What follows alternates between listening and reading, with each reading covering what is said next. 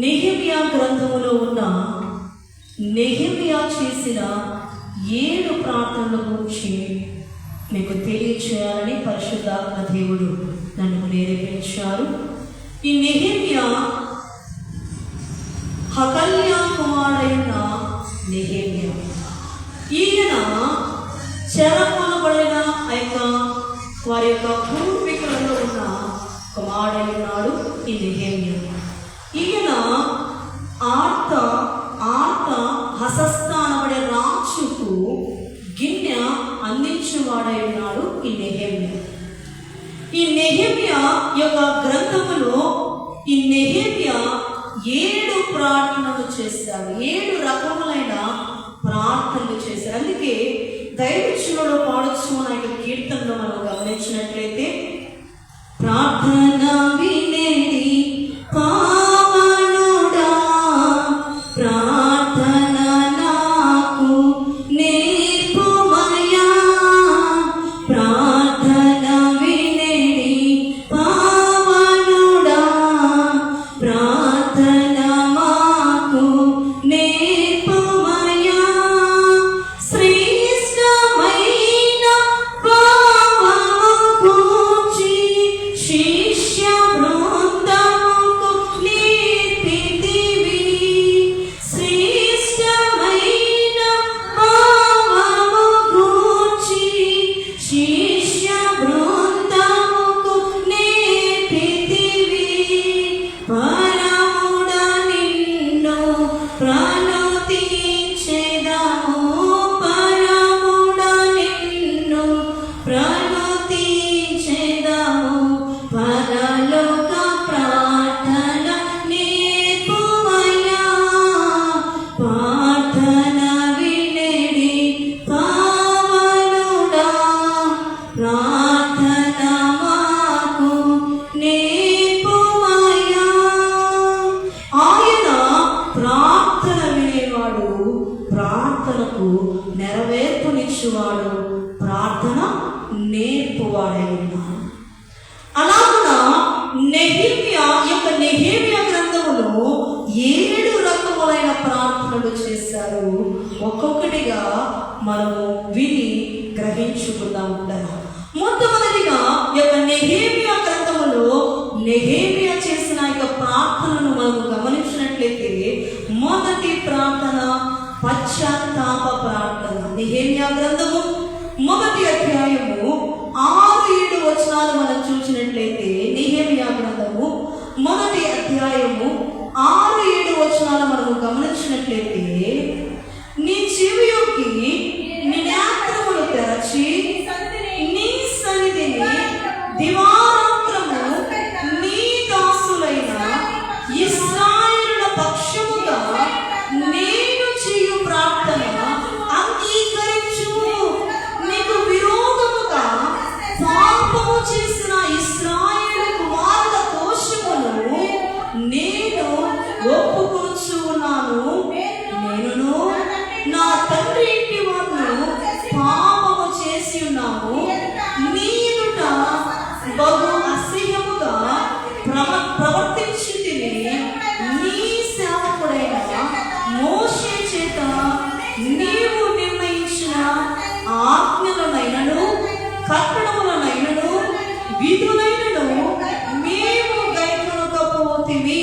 ఇక్కడ చూస్తూ ఉన్నాం కదా, నెహెమ్యా చేయుచున్న పశ్చాత్తాపముతో, మేము మీ ఎదుట పాపము చేశాము, మా యొక్క తండ్రులు పాపము చేశారు, మేము కూడా పాపము చేస్తామని చెప్పి ఏం చేస్తూ ఉన్నాడు నెహెమ్యా చెప్పండి?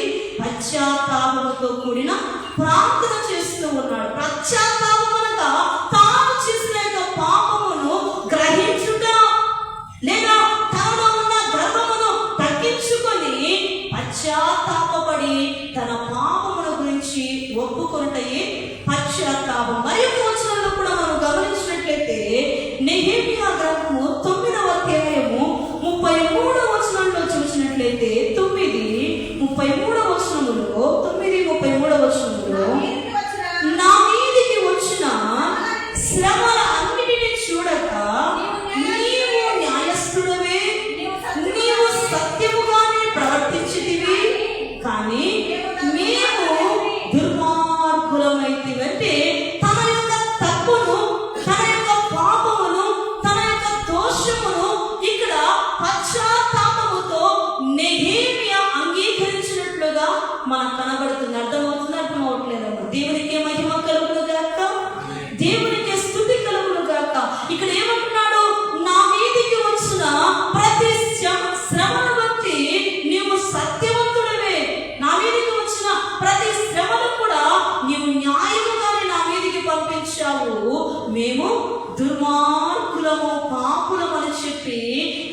చేస్తూ ఉన్నారు?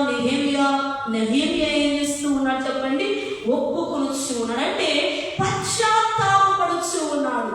ఇక్కడ పశ్చాత్తాపముతో కూడిన ప్రార్థన నెహెమ్యా చేసినట్లుగా మనం చూస్తూ ఉన్నాం. బైబిల్ గ్రంథములో మనం ఎగ్జాంపుల్ గా చూసినట్లయితే లూకాసు వార్త 23వ అధ్యాయము, లూకాసు వార్త 23వ అధ్యాయము 41వ వచనంలో చూసినట్లయితే ఇక్కడ రెండవ దొంగ మనకు కనబడుచు ఉన్నాడు.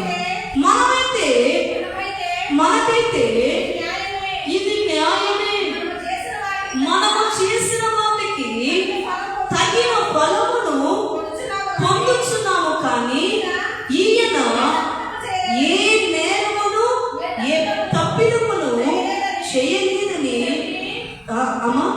చెప్పి ఆయనను చూచి, యేసు, నీవు నీ రాజ్యములోనికి వచ్చినప్పుడు నన్ను జ్ఞాపకము చేసుకొను అని ఇక్కడ చూస్తూ ఉన్నట్లరా, ఇద్దరు దొంగలు ప్రభువుతో సిలువ వేయబడ్డారు. ప్రభువు మధ్యలో ఉంటే ఒకవైపున ఉన్న దొంగ ఏమో ప్రభువును నిందిస్తూ ఉన్నాడు, మరొక వైపున ఉన్న దొంగ ఏం చేస్తూ ఉన్నాడంటే పశ్చాత్తాపము, అంటే తన యొక్క తప్పును కూర్చి, తన యొక్క పాపమును కూర్చి రెండవ దొంగ ఏం చేస్తూ ఉన్నాడంటే మనకైతే ఇది తగినదే, ఈ శిక్ష తగినదే, కానీ ఈయనలో ఏ పాపమును లేదు, ఏ నేరమును లేదు అని చెప్పి ఏం చేస్తూ ఉన్నాడు చెప్పండి? పశ్చాత్తాపపడుచు ఉన్నాడు. మొదటి ప్రార్థన ఏమిటంటే నెహెమ్యా చేసిన ప్రార్థన పశ్చాత్తాప ప్రార్థన. అమ్మా క్రైస్తవునిగా, అయ్యా క్రైస్తవునిగా పిలువబడుచున్న నీవు నీ తప్పిదములను గూర్చి, నీ దోషములను గూర్చి ఎన్ని మార్లు నువ్వు ప్రభు ఎదుట ఒప్పుకొచ్చు ఉన్నావు? ఎన్ని మార్లు దేవుని సన్నిధిలో నీ అపరాధములను పశ్చాత్తాపముతో ప్రభు యొక్క పాదాల ఎదుట పెట్టి ప్రభువును క్షమాపణ కోరుచున్నావు? ఇక్కడ నెహెమ్యా చేసేది ఏమిటంటే మేము దుర్మార్గులము, పాపులము, మేము ప్రతి ఒక్క నీవు మా మీదకి నడిపించిన ప్రతి శ్రమ ఇది తగినది, మేము అలాగ పొందవలసిన వారము, నీవు న్యాయవంతుడు అని చెప్పి పశ్చాత్తాపముతో కూడిన ప్రార్థన నెహెమ్యా చేయొచ్చు ఉన్నాడు. ఇక రెండవదిగా మనం చూసినట్లయితే నెహెమ్యా చేసిన ప్రార్థన ఏమిటంటే ఒప్పుకోలు ప్రార్థన. నేటి దినాల్లో చాలా మంది కూడా వారి యొక్క తప్పిదలను ఒప్పుకోరు. ఏమంటారు చెప్పండి? నేను ఆ తప్పు చేయలేదు, నేను ఆ యొక్క పాపము చేయలేదని చెప్పి పాపమును కప్పివేయుటకు ప్రయత్నిస్తూ ఉంటారు. కానీ నెహెమ్యా చేసిన యొక్క పని ఏమిటంటే తన యొక్క తప్పిదములను ఏం చేస్తూ ఉన్నాడంటే ఒప్పుకుంటూ ఉన్నాడు. అదే నెహెమ్యా గ్రంథము మొదటి అధ్యాయము 6వ వచనంలో మనం చూసినట్లయితే, మొదటి అధ్యాయం 6వ వచనములో, నీ చెవియొగ్గి నీ నేత్రములు తెరచి నీ సన్నిధిని దివారాత్రములు నీ దాసులైన ఇశ్రాయేలుల పక్షముగా నేను చేయు ప్రార్థన అంగీకరించుము. నీకు విరోధముగా పాపము చేసిన ఇశ్రాయేలు కుమారుల దోషములు నేను ఒప్పుకొనొచ్చు ఉన్నాను. చాలా ఏం చేస్తూ ఉన్నాడో చెప్పండి? ఒప్పుకొనొచ్చు ఉన్నాడు. నేటి దినాల్లో చాలా మంది కూడా కొంతమంది అబద్ధాలు అడుచు ఉంటారు. నీవు ఫలానా సమయంలో ఈ అబద్ధము చెప్పావు కదా అంటే ఏం చేస్తాడు? నేను చెప్పలేదు, నేను మాట్లాడలేదు, నీవు ఈ మాట అన్నావు కదా, ఇలాగ దూషించావు కదా, ఇలాగ నడిచావు కదా అని చెప్తే ఏం చేస్తారు చెప్పండి? బదులుగా నేను చేయలేదు అని చెప్పి ఒప్పుకోడు. ఏం చేస్తాడు చెప్పండి? కప్పుకునే ప్రయత్నం చేస్తాడు. కానీ ఇక్కడ నెహెమ్యా గారు చేసిన ప్రార్థన ఏమిటంటే, ఇదిగో ఇశ్రాయేలు కుమారులైన వారు నీ దృష్టికి పాపము చేస్తారు, నీ దృష్టికి విరోధముగా ఉన్నారు, నీ యొక్క క్రియలకు, నీ కార్యములకు వారు ఎలా ఉన్నారంటే పాపముగా ఉన్నారు, దుర్మార్గులుగా ఉన్నారు అని చెప్పి ఏం చేస్తూ ఉన్నాడు? ఒప్పుకుంటూ ఉన్నాడు. అమ్మాయ మీకు మాటలో తెలియచేయాలంటే ప్రతి ఆదివారం కూడా మనము ఆరాధన చేసుకున్న సమయంలో పాపములను ఒప్పుకున్న సమయం. వారంతయు దేవునికి విరుద్ధముగా నీవు ఏ పాపము చేస్తావో, దేవునికి విరుద్ధముగా ఏ మాట మాట్లాడావో, దేవునికి విరుద్ధముగా ఏ క్రియలో ఉన్నావో, ఏ నడవడికలో ఉన్నావో, ఏ చేతి పనులు చేశావో అవన్నీ కూడా ఆరాధనలోనికి వచ్చిన నీవు ఏం చేయాలంటే ఒప్పుకొని, ప్రభు ఎదుట ఒప్పుకొని శుద్ధునిగా మారిపోయే సమయము ప్రతి ఆదివారం కూడా దేవుడు మనకిస్తూ ఉన్నారు. అలాగున ఇక్కడ నెహెమ్యా చేసిన ప్రార్థన ఏమిటంటే ఒప్పుకోలు ప్రార్థన. నేను చేయాలి, ప్రతి ఆదివారం కూడా ఒప్పుకోవాలి.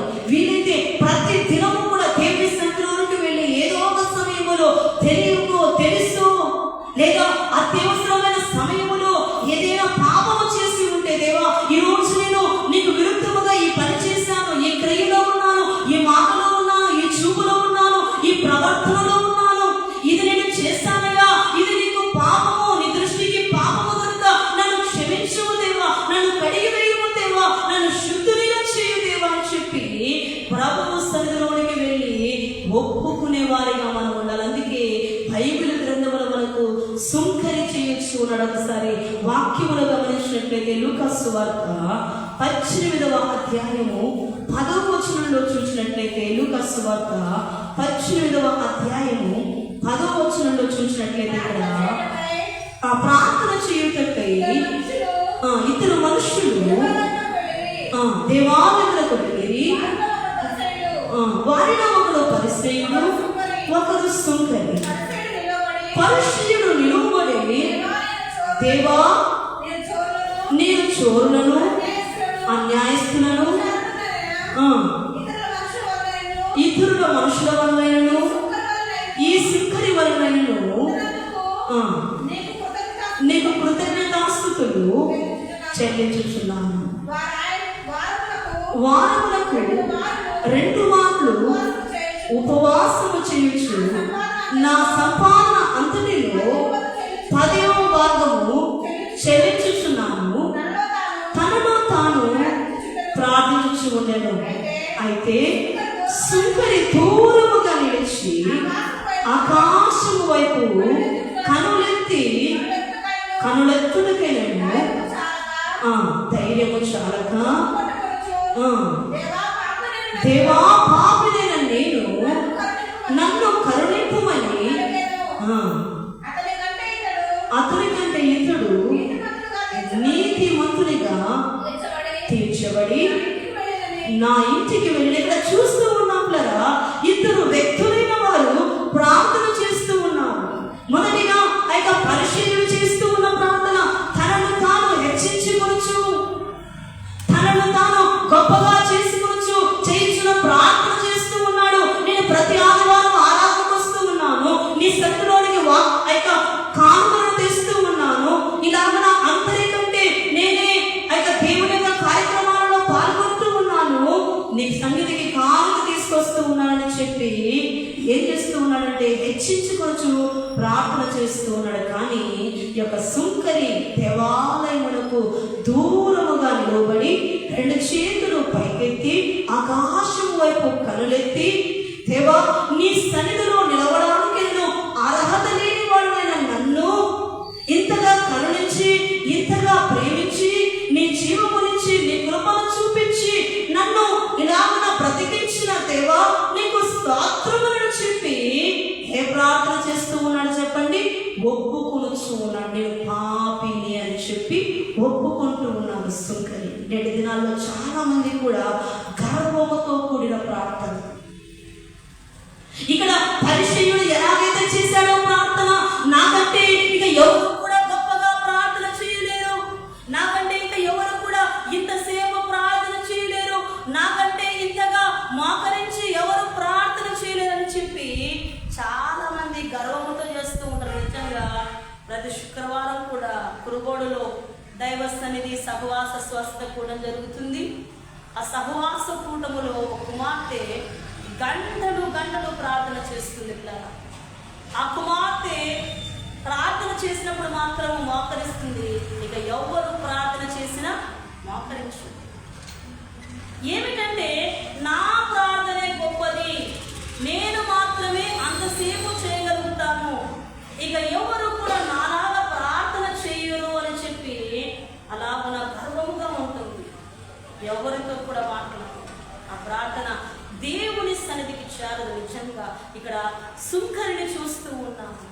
2 చేతులు పైకెత్తి తను తాను తగ్గించుకొని నేను పాపిని అని చెప్పి ప్రార్థన చేస్తూ ఉన్నాడు. అంటే ఒప్పుకొచ్చి ఉన్నాడు తన యొక్క స్థితిని. దేవుని యొక్క సన్నిధిలో తన యొక్క స్థితి ఎలాంటిదో తాను ఒప్పుకొని దూరముగా నిలబడి దేవుని చూడడానికేనను దేవుని సన్నిధిలో నిలవడానికేనను నేను అర్హత లేనివాడని చెప్పి తాను ఎంచుకొని ఏం చేస్తూ ఉన్నాడు చెప్పండి? తగ్గించుకొని ఒప్పుకొని ప్రార్థన చేస్తూ ఉన్నాడు. కనుక నెహెమియా చేసిన ప్రార్థన ఏమిటంటే, మొదటిగా పశ్చాత్తాపముతో కూడిన ప్రార్థన, రెండవదిగా ఒప్పుకోని ప్రార్థన, ఇక మూడవదిగా మనం చూసినట్లయితే విజ్ఞాపన ప్రార్థన. నెహెమియా గ్రంథము 6వ అధ్యాయము 4వ వచనంలో చూసినట్లయితే, నెహెమియా గ్రంథము 6వ అధ్యాయము 4వ వచనంలో మనం చూసినట్లయితే 6వ అధ్యాయం 4వ వచనంలో, వారు అలాగున 4 మార్లు నా యొద్దకు వర్తమానము పంపగా ఆ ప్రకారమే నేను మరలా ప్రత్యుత్తరం ఇచ్చి తిని. 14వ వచనం మనం చూసినట్లయితే 14వ వచనం, అదే 6వ అధ్యాయము 14. నా దేవా వారి క్రియలను బట్టి టోబియాను సర్పనట్లును నన్ను భయపెట్టవలనని కనిపెట్టి ఉన్న ప్రవక్తలను నోవద్యాను ప్రవక్తిని జ్ఞాపకము చేసుకొనుము. ఇక్కడ మనము చూసినట్లయితే విజ్ఞాపన చేస్తూ ఉన్నాడంటే ఇతరుల కొరకు తాను ఏం చేస్తూ ఉన్నాడు చెప్పండి? విజ్ఞాపనం అంటే ఇక్కడ చూస్తూ ఉన్నట్లరా టోబియాను అలాగే నోవద్యా అనబడే ప్రవక్తలను, అంటే నాతో కనిపెట్టుచు ఉన్న ప్రవక్తలను నోవద్యాను వారిని జ్ఞాపకము చేసుకొను. అంటే విజ్ఞాపనము ఇతరుల కొరకు. కానీ నేటి దినాల్లో చాలా మంది విశ్వాసులైన వారు, దేవుని సన్నిధికి వచ్చేవారు, ఇతరులు ఎలాగో ఉన్నా నాకేంటి, నా తోటి ప్రవక్తులైనా కానీ స్నేహితులైనా కానీ మనకు తెలిసిన వారైనా కానీ మన సేవకులైనా కానీ మనతో సంఘములకు వచ్చేవారు ఎలాగో ఉన్నా వారితో మనకేంటని చెప్పి చాలా మంది వారి కొరకు వారు మాత్రమే ప్రార్థన చేసుకుంటూ ఉంటున్నారు. కానీ ఇక్కడ నెహెమియా మన యొక్క విశ్వాస జీవితం మనకు ముందు ఉంచిన యొక్క ప్రార్థన ఏమిటంటే ఇతరుల కొరకు ప్రార్థన చేయుట, విజ్ఞాపన చేయుట. ఏం చేస్తూ ఉన్నాడు? నిజంగా ఓ విశ్వాసి చేయవలసిన ప్రార్థన ఏమిటంటే, నాతో ఉన్న సహోదరులందరినీ జ్ఞాపకం చేసుకోనంటే. మీ సన్నిధిలోకి ఎంతో మంది శ్రమతో వచ్చి ఉంటారు, ఎంతో మంది బాధతో వచ్చి ఉంటారు, ఎంతో మంది కష్టాలతో వచ్చి ఉంటారు. వారిని జ్ఞాపకం చేసుకోనని చెప్పి విజ్ఞాపన ప్రార్థన చేయాలి ప్రతి విశ్వాసకుడు. ఇక్కడ నెహెమియా కూడా చేయించిన ఇక మాట ఏమిటి చెప్పండి? ప్రతి ఒక్కరిని కూడా జ్ఞాపకం చేసుకుంటూ ఉన్నాడు. అంటే జ్ఞాపకం అంటే విజ్ఞాపన, వారి కొరకు విజ్ఞాపన చేస్తూ ఉన్నాడు. అలాగే ప్రభు అయిన యేసు క్రీస్తు వారు కూడా సమస్త మానవాళి కొరకు విజ్ఞాపన చేసినట్లుగా లూకా సువార్త గమనించాలి. రోమీయులకు రాసిన పత్రిక 8వ అధ్యాయము గమనించాలి. రోమీయులకు రాసిన పత్రిక 8వ అధ్యాయము 34వ వచనంలో చూసినట్లయితే రోమా పత్రిక 8వ అధ్యాయం 34వ వచనం, శిక్ష విధించువాడు వాడెవడు? చనిపోయిన క్రీస్తు యేసే, అంతేకాదు మృతులలో నుండి లేచిన వాడును, దేవుని కుడి పార్శ్వమున ఉన్నవాడును, మన కొరకు విజ్ఞాపనమును కూడా చేయువాడును ఆయనే. ఎవరు చేస్తూ ఉన్నారు చెప్పండి? మన కొరకు విజ్ఞాపనము చేయువారు ప్రభు అయిన యేసు క్రీస్తు వారు. నిజంగా ఇక్కడ మనం చూస్తూ ఉన్నట్లరా ఏ మనిషి కూడా చేయనంతటువంటి గొప్ప త్యాగమును ప్రభు అయిన యేసు క్రీస్తు వారు చేస్తారు. ఆయన కోరుకుంటే పరలోక సైన్య సమూహము ఆయనతో దిగి వస్తుంది. బంగారు వజ్ర వైడూర్యములతో తులతూగిపోవలసిన ప్రభువే, అంతటి మహిమతో తులతూగిపోవలసిన ప్రభువే దీనులమైన మన కొరకు, అల్పులమైన మన కొరకు ఆయన దిగి వచ్చారు. ఎందుకంటే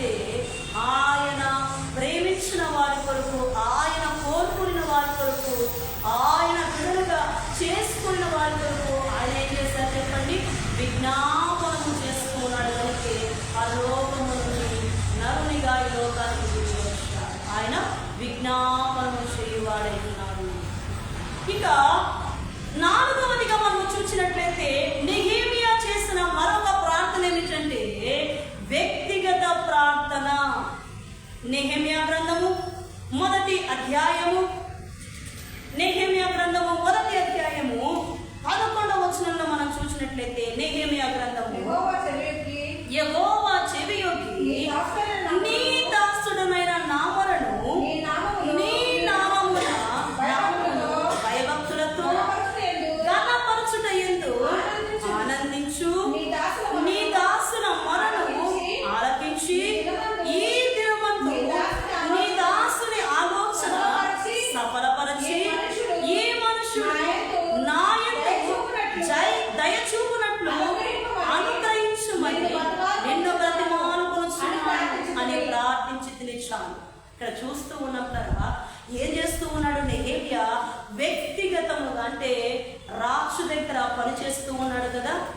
అయితే రాజు యొక్క కరుణ, రాజు యొక్క దయ నా మీద చూపించినట్లుగా, నన్ను ఆ యొక్క రాజు ప్రేమించినట్లుగా, నేను ఏదైనా కూడా సఫలము చేయనట్లుగా దేవా ఆ యొక్క మనస్సును, రాజు యొక్క మనస్సును మార్చమని ఏం చేస్తూ ఉన్నాడు నెహెమియా చెప్పండి?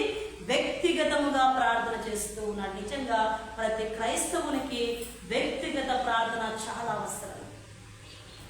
అనునిత్యము మన పనుల కొరకే, మన ఉపయోగము కొరకే, మన యొక్క సంపాదన కొరకే మనం పరుగులెడుతూ ఉన్నాము. కానీ విశ్వాసి పరలోకమునకు ఏగాలంటే, పరలోకమునకు ఎక్కి వెళ్ళాలంటే ప్రభువుతో వ్యక్తిగత ప్రార్థన చాలా అవసరం. ఏ సమయము దొరికితే ఆ సమయం అటు ఇటు సమయాలు వ్యర్థము చేయక, కొంతమంది టీవీలో ముందు సినిమాలు చూస్తూ, సీరియల్ చూస్తూ సమయాన్ని వ్యర్థం చేస్తూ ఉంటారు.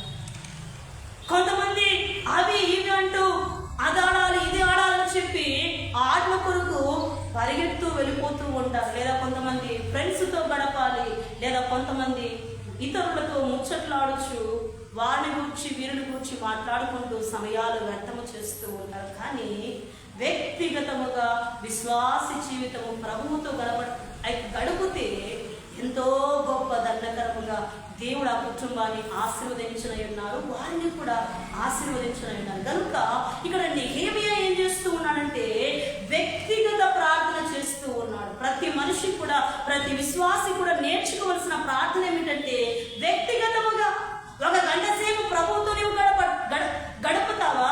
లేదా దేవుడిచ్చిన 24 గంటలలో ఒక అర్ధగంట సేపు ప్రభువుతో గడుపుతావా? అది దేవునికి నీవిచ్చే సమయాన్ని బట్టి, దేవునితో నీవు సహవాసమును కోరుకునే ఆ సమయాన్ని బట్టి నీవు గడిపే విధముగా ఉండాలంటే గంట అయితే గంట, 2 గంటలు అయితే 2 గంటలు, లేదా రోజంతా కూడా ప్రభువుతో గడపాలనే ఆశ నువ్వు కలిగి ఉంటే నువ్వెంతసేపు అయినా గడపచ్చు కదా. అలాగున వ్యక్తిగత ప్రార్థన చాలా అవసరం. అలాగే యేసు ప్రభువారు కూడా మనకు మాదిరిని చూపించారు. లూకా సువార్త 14వ అధ్యాయము 23వ వచనంలో చూసినట్లయితే, లూకా సువార్త 14వ అధ్యాయము 23వ వచనంలో చూసినట్లయితే యేసు ప్రభువారు కూడా అందుకు లూకా సువార్త 23వ వచనం చదువుతున్నారమ్మా, 14:23. నాయన వెళ్ళినట్లు నీవు రాజమార్గంలోనికి కంచెల్లోనికి వెళ్ళి లోపలకు వచ్చి బలవంతము చేయము. అదే చదువుతున్నారా మీరు? 14 లూకా సువార్త 14:23. అదేనండి.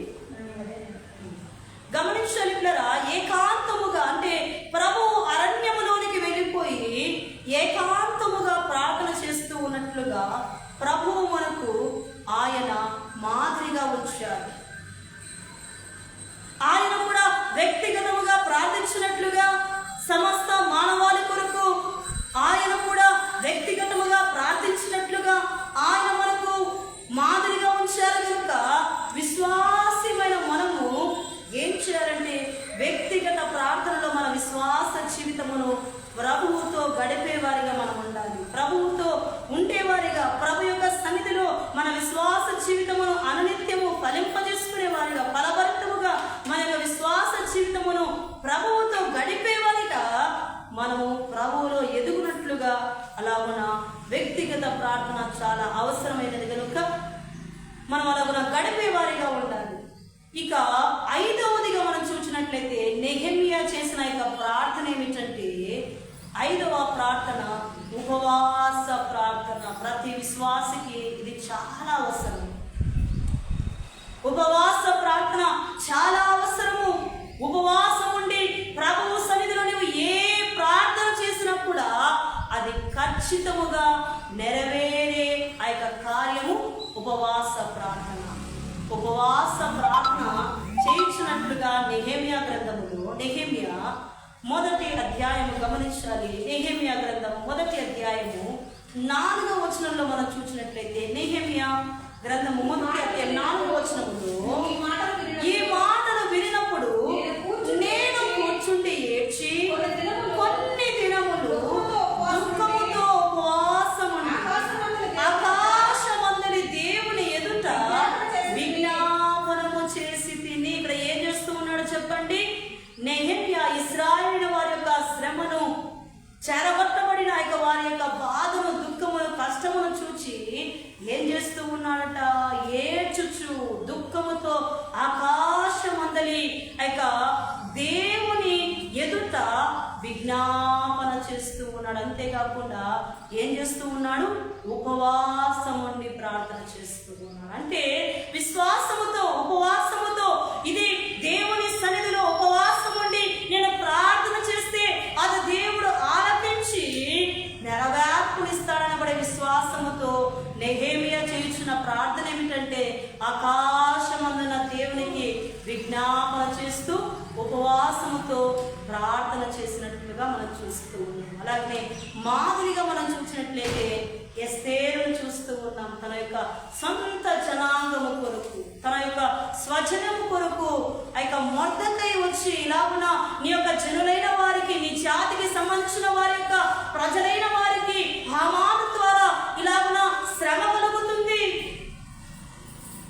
హామాను యొక్క స్వజనులైన వారిని నాశనం చేయాలని చూసుకుంటూ ఉన్నాడని మొర్దెకై వచ్చి తన యొక్క పినతండ్రి వచ్చి అలాగున చెప్పగానే మొర్దెకై చేస్తున్న ఉపవాస ప్రార్థన మనం జ్ఞాపకం చేసుకోవాలి.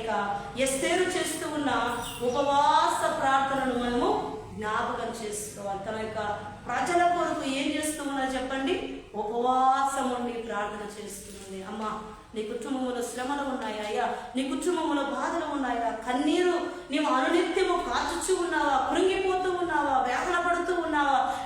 నా బిడ్డల భవిష్యత్తు బాగవట్లేదు, నా బిడ్డలు అలాగున్నారు, ఇలాగున్నారు, నా కుటుంబం ఫలింపట్లేదు, నా కుటుంబంలో ఎన్నో శ్రమలు, ఎన్నో ఇబ్బందులు, ఒకటి తీరిపోయిందనుకుంటే మరొకటి వచ్చి నా కుటుంబంలో ఇలాగున పడి నన్ను, నా బిడ్డలైన వారిని వేధిస్తూ ఉన్నదని చెప్పి నువ్వు బాధపడుచు ఉన్నావా? ఇదిగో ఎస్తేరు ఎలాగైతే తన యొక్క స్వజనుల కొరకు, తన యొక్క జాతి వారి కొరకు ఉపవాసం ఉండి ఎలాగైతే ప్రార్థన చేసిందో, ఎవరైతే హామాను ద్వారా తన స్వజనులను నాశనం చేయాలని చెప్పి ఆ ఉపవాసం చేసిందో ఎస్తేరు మొర్దెకై చేసిన ఉపవాస ప్రార్థన బట్టి ఎవడైతే కీడు చేయాలనుకున్నాడో వాడికి ఉరిగా మారిపోయిందో, అలాగున నీ యొక్క ఉపవాస ప్రార్థన ద్వారా నీ మీదికి వచ్చిన ఏ శత్రు సమూహమైనను, ఏ శత్రు మూకైనను కూడా ఉపవాస ప్రార్థన ద్వారా దేవుడు నీకు విజయమునివ్వనై ఉన్నారు. దేవునికి మహిమ కలుగును కనుక ఎస్తేరునకు తన యొక్క స్వజనులకు ఎలాగైతే ఉపవాస ప్రార్థన ద్వారా దేవుని మేలు, దేవుని కృప, దేవుని జీవం ఎలాగైతే వచ్చి ఉన్నదో, నీ కుటుంబములకు కూడా దేవుని దీవెన, దేవుని యొక్క విజయములు, దేవుని యొక్క ఆశీర్వాదములు, నీ యొక్క కుటుంబము ఫలభరితముగా దేవుని ఆశీర్వాదములతో నింపబడాలంటే ఉపవాస ప్రార్థన చాలా అవసరమైనది. నెహెమ్యా గ్రంథములో 5-7 ప్రార్థన వరకు ఉన్నాయి, కానీ సమయం అయినది కనుక ముగిస్తూ 5 వరకు మీకు తెలియజేస్తూ ఉన్నాను. మొదటిగా పశ్చాత్తాపముతో కూడిన ప్రార్థన, రెండవదిగా ఒప్పుకొనుచు చేయించిన ప్రార్థన, మూడవదిగా విజ్ఞాపన ప్రార్థన, నాలుగవదిగా వ్యక్తిగత ప్రార్థన, ఐదవదిగా ఉపవాస ప్రార్థన. ఓ విశ్వాసి, ఓ క్రైస్తవ సంఘమా, నువ్వు ఏ ప్రార్థన చేయొచ్చు? దేవునికి మేలుకరమైనదిగా, నీకును మేలుకరమైనదిగా నీ యొక్క సొంత ప్రార్థన కొరికి, నీ కుటుంబం కొరికి నువ్వు చేస్తూ ఉన్నావా? ఒకసారి నెహెమ్యాని జ్ఞాపకం చేసుకో. నీ తప్పిదములను, నీ అపరాధములను, నీ దోషములు కప్పుకునే పరిశీలన యొక్క ప్రార్థన చేస్తూ ఉన్నావా? సుంకరిని జ్ఞాపకం చేసుకో. ఎలాగైతే తాను చేస్తూ ఉన్నాడో ఇతరులు తన యొక్క అపరాధములను, తప్పులను గ్రహించుకొని నేను నీ యందు నిలవడానికి, నేను నీ ముందు చేతులు చాచడానికి నేను అర్హత లేని వాడిని అని చెప్పి, నేను పాపినని చెప్పి ఒప్పుకోలుతో కూడిన ప్రార్థన ఎలాగైతే చేస్తాడు. విజ్ఞాపన ప్రార్థన ఇక్కడ చూస్తూ ఉన్నాము. నెహెమియా తన యొక్క తోటి ప్రవక్తల గురించి ఏం చేస్తూ ఉన్నాడు? విజ్ఞాపనతో కూడిన ప్రార్థన చేస్తూ ఉన్నాడు. అమ్మాయ, ఎంతసేపు నీ కొరకే, నీ కుటుంబం కొరకే, నీ బిడ్డల కొరకే స్వార్థముతో కూడిన ప్రార్థన చేస్తూ ఉన్నావా?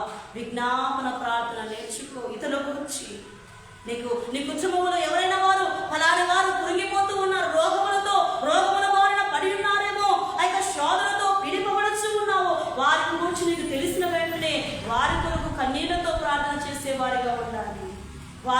వారిని గురించి దేవునికి సమర్పణ చేసేవారిగా ఉండాలి. దేవునికి విజ్ఞాపన చేసేవారిగా నెహెమియా వలె మనం ఉండాలి.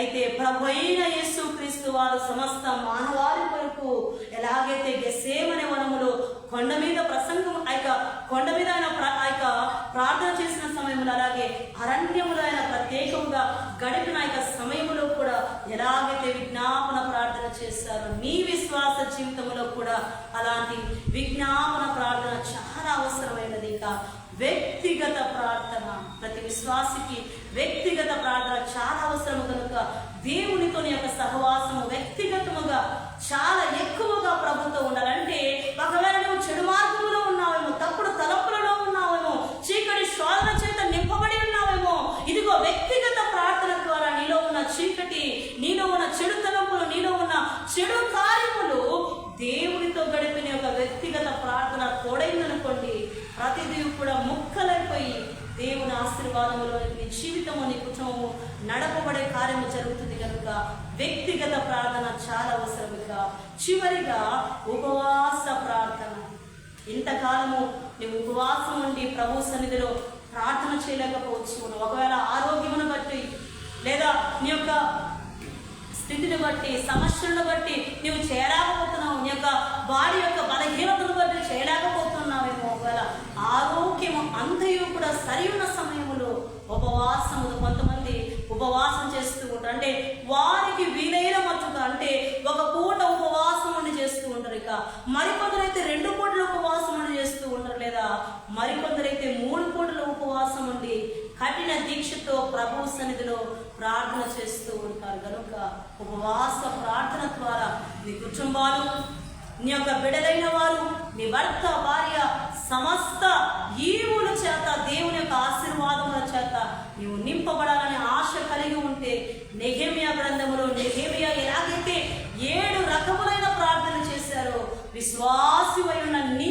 జీవితంలో ప్రభువుతో నీవు ఎలాగైతే గడపాలని ఆసక్తి ఉన్నావో, ప్రభువులకు తిరిగి, ఎందుకంటే ఆయన ప్రార్థన నేర్పువాడై ఉన్నారు, ఆయన ప్రార్థన వినేవాడై ఉన్నారు, ప్రార్థనకు నెరవేర్పు ఇచ్చువాడై ఉన్నారు. కనుక అటు ప్రార్థనా జీవితాలతో మనందరి యొక్క విశ్వాస జీవితములను ఆయనతో గడిపే అటు మాదిరిని దేవుడు మనకెదరకు అనుగ్రహించునుగాక. మోకరించి తీర్మానం చేసుకొని ముగింపు ప్రార్థన చేసుకుని